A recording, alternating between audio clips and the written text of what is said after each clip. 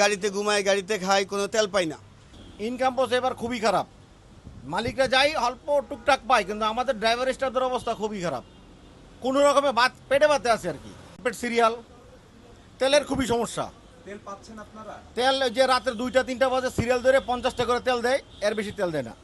মন্ত্রী মহোদয় তো ওই অফিসে এসি রুমে বসে বলে, কিন্তু আসক আমাদের সাথে রাস্তায় পাম্পে গেলে 2 ঘন্টা 3 ঘন্টা সিরিয়াল ধরে তেলে লেগে গেলে 50 লিটার তেল 40 লিটার তেল, এর বেশি দেয় না। যদি ফোন করে কারো রিকোয়েস্ট করে ফোন করে, তাও তেল দেয় না। এমন পরিস্থিতি। তেলের জন্য পুরো এই গাড়িটা 1 সপ্তাহ বসায়, 1 সপ্তাহে আমি 2টা টিপ মারছি।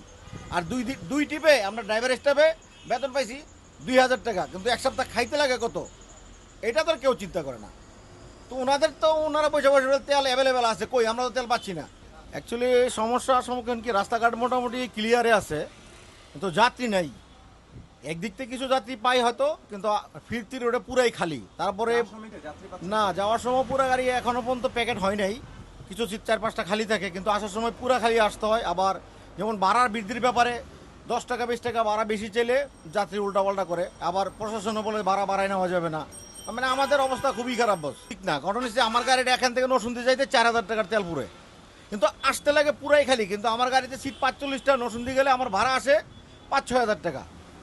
আপ ডাউনের তেল লাগে আমার 7,000 টাকা। না, এমনি কোনো পুলিশের ভোগান্তি শিকার হচ্ছি না। রাস্তায় কোনো যানজট আছে? না, যানজটও নাই। ইনকাম পোস্ট এবার খুবই খারাপ। মালিকরা যাই অল্প টুকটাক পায়, কিন্তু আমাদের ড্রাইভার স্টাফদের অবস্থা খুবই খারাপ। কোনো রকমে পেটে বাতে আছে আর কি। যাত্রীও এক মনে করেন যাইতে কিছু পাওয়া যায়, আইতে মনে করেন একবার খালি আই, ঠিক আছে। আর মেন সমস্যা হয়েছে ভাই তেলের। এই তেলের কারণে ভাই পুরা মনে করেন একবারে ভোগান্তি। মানে 4 ঘন্টা, এমন আছে 3 ঘন্টা সিরিয়াল লাগাই বইয়া, তখন লাগে তেল পাওয়া যায় না। যার পরে 3 ঘন্টা 4 ঘন্টা তেলে মনে করেন তেলে লেগে গিয়ে সিরিয়াল পাই, 50টা তেল দেয়, এর উপরে তেল দেয় না। 50টা তেল তো মনে করেন আমার আপ ডাউনই জায়গা না। যাত্রী ভাড়া মনে করেন আগে যে ভাড়া ছিল এখন এইবারেই না, বেশি নিচ্ছে না। অনেক সময় প্রতি ঈদই আমরা বাইরে যাচ্ছি, কিন্তু এই ঈদে আমরা তেলের লগে আজকে যাবত 1 সপ্তাহ যাওয়ার, গাড়িতে ঘুমাই, গাড়িতে খাই, কোনো তেল পাই না। কালকে রাত্রে 3টা পর্যন্ত সিরিয়াল দিছি, আমাদের তেল দিছে 50টা।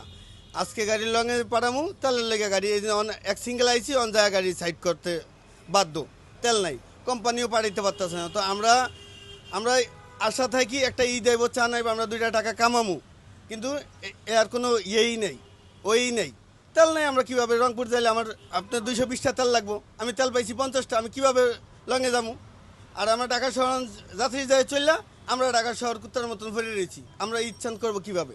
ইনকাম তো এক সিগনালে 6,000 5,000 আইতে খালি মালিকের। মালিক আমাকে আপ ডাউনে 500 টাকা বেতন দেয়, ড্রাইভার 300 টাকা, হেল্পার 200 টাকা।